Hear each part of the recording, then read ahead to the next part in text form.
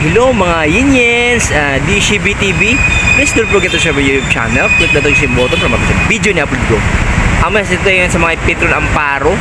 Papunta tayo ng airport na Iya. Pwede natin umaya sa Honda Beat kung tipid ba ito. Dito sa Petron, napapultang tayo. Tara mga, sasama niyo ako.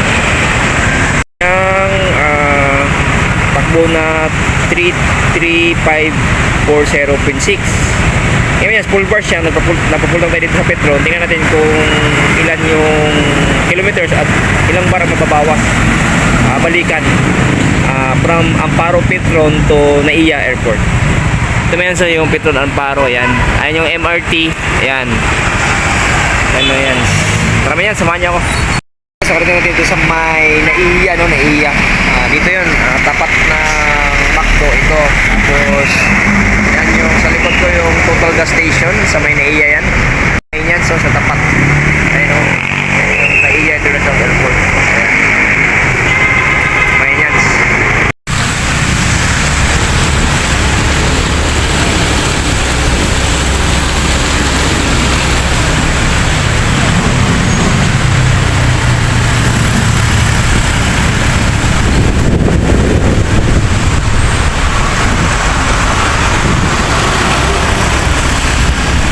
Malakas ako lang sa may doon sa may Commonwealth banda. Malakas ako lang doon.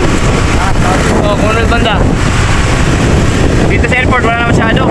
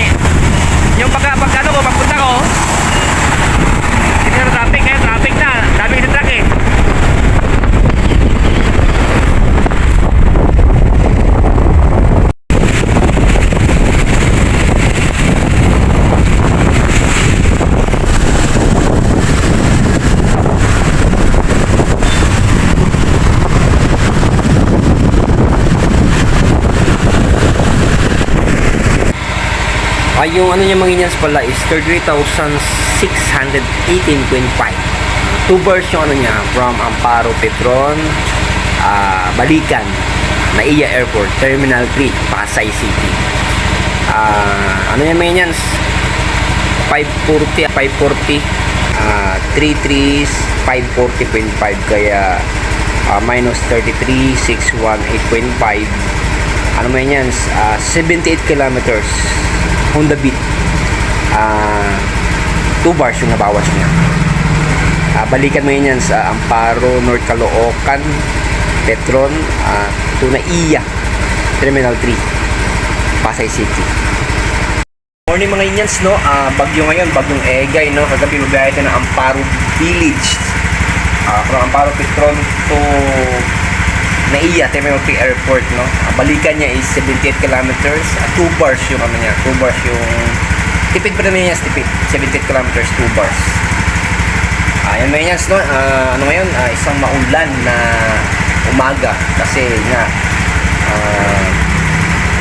may bagyong Egay, no?